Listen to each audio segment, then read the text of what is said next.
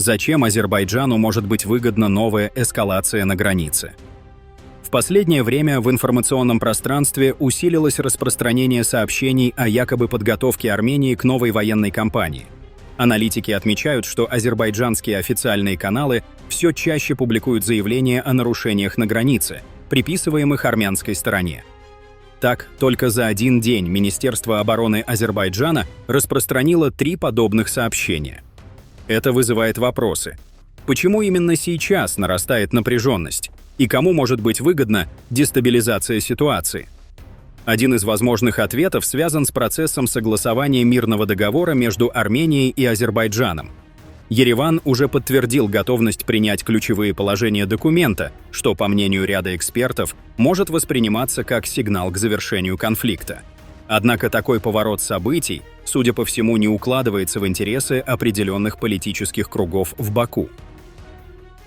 На фоне дипломатических контактов премьер-министра Армении с лидерами России, Ирана и Франции заметно отсутствие активности со стороны азербайджанского руководства. Это может свидетельствовать о нежелании Баку двигаться к финальному этапу подписания документа. В то же время многие страны, включая США и Турцию, прямо или косвенно выражают поддержку завершению переговорного процесса. На этом фоне возможная эскалация может быть использована как инструмент сдерживания дальнейшего прогресса.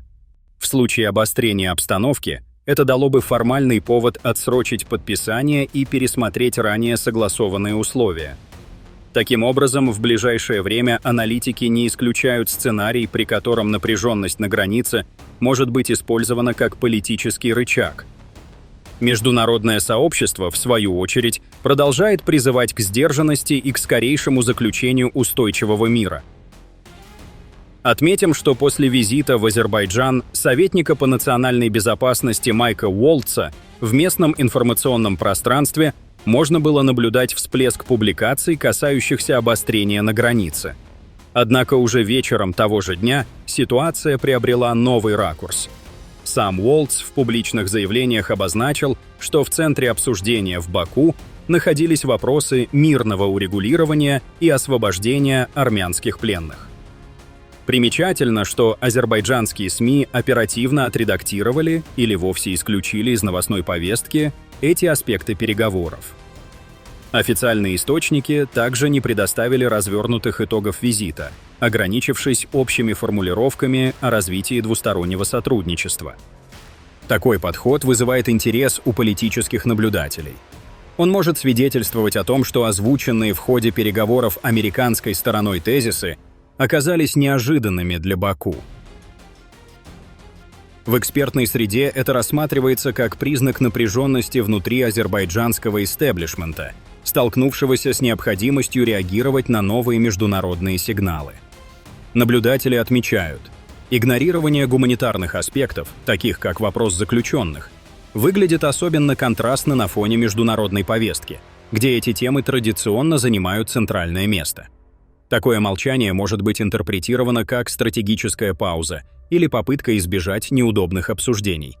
В целом складывается впечатление, что Баку оказался в ситуации, когда привычные подходы к информационному сопровождению внешнеполитических контактов не сработали, и теперь властям приходится выстраивать новую линию поведения, адаптированную к актуальным вызовам. В последние дни Министерство обороны Азербайджана и ряд азербайджанских СМИ активизировали информационную кампанию, в которой регулярно звучат обвинения в адрес Армении о якобы нарушениях режима прекращения огня. За последние 2-3 недели Министерство обороны Азербайджана сделало множество заявлений о якобы нарушениях со стороны Армении. Одновременно в информационном поле начали активно распространяться утверждения о предполагаемой подготовке Еревана к новой военной эскалации. Цель этой кампании пока не очевидна, однако она совпала с важной новостью. 13 марта стало известно о завершении согласования текста мирного договора между Арменией и Азербайджаном. Это событие вызвало положительную реакцию со стороны международного сообщества, последовали призывы к скорейшему подписанию документа. Тем не менее, официальные лица в Баку подчеркнули, что согласование текста – лишь один из этапов, и его подписание в ближайшее время не рассматривается.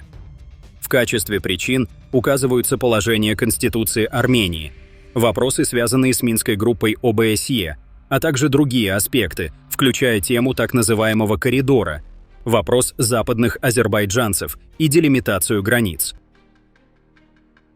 Особое внимание в этот период привлек визит спецпредставителя президента США в Баку. По мнению аналитиков, его основная цель состояла в обсуждении именно армяно-азербайджанского урегулирования. Это подтверждается как заявлением Госдепартамента США, так и общей дипломатической риторикой Вашингтона. На этом фоне начавшаяся кампания обвинений в адрес Армении может рассматриваться как попытка изменить фокус общественного внимания и снизить давление, связанное с ожиданиями по подписанию мирного договора. Предположительно, такая тактика может быть направлена на то, чтобы представить Армению как сторону, не готовую к миру, и тем самым оправдать возможную задержку подписания соглашения. Международные наблюдатели призывают обе стороны сохранять конструктивный подход и избегать шагов, способных дестабилизировать ситуацию в регионе. Признаки напряженности. Реакция в Турции на визит Алиева в Анталию. Недавний визит президента Азербайджана Ильхама Алиева на дипломатический форум в Анталию вызвал оживленную дискуссию в турецком обществе. Хотя официальные лица по-прежнему подчеркивают прочные связи между двумя странами, в общественном пространстве все чаще звучат тревожные нотки. Ранее недовольство наблюдалось со стороны Азербайджана, когда в Турции временно открыли пункт пропуска на границе с Арменией. Этот шаг вызывал обеспокоенность в Баку, где его расценили как возможный сигнал сближения Анкары с Ереваном. Теперь же недовольство проявляется и внутри самой Турции. Причиной стали не столько дипломатические мероприятия, сколько растущие отношения между Азербайджаном и Израилем. Это вызывает эмоциональный отклик у части турецкого общества, особенно на фоне событий в Газе, где Анкара занимает жесткую позицию в отношении Тель-Авива. В социальных сетях можно встретить мнения, в которых выражается недоумение и разочарование. Некоторые пользователи задаются вопросом, насколько соответствует реальности прежний лозунг о двух государствах и одном народе, если внешнеполитические приоритеты стран начинают расходиться. Таким образом, визит Алиева стал не только символом дипломатического присутствия, но и катализатором для новых общественных дискуссий.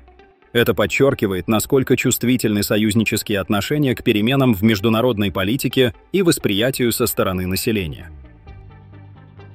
Пишите ваше мнение в комментариях и подписывайтесь на наш канал, чтобы не пропускали самые важные новости мира и нашего региона.